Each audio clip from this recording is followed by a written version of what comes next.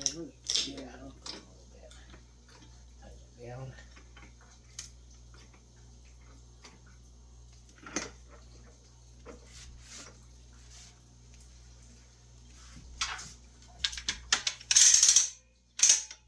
Wait a minute, let me get this.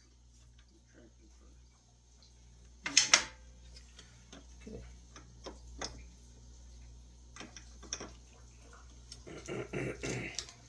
All right, now we just wait for that to dry, and then we got one more piece to do, and we've got the silicone we can put around the paint there.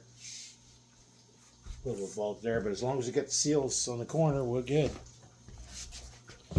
Now, just wait for it to glue to dry. It's time to take them off. Let's take this one off here first. Okay. Okay. Yeah. Didn't expect that. Yeah, that one's a little long.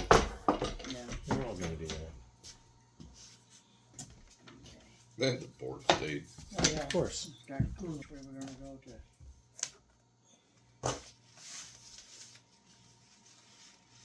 That's why you don't let it completely cure, because then it's not really sticking this together.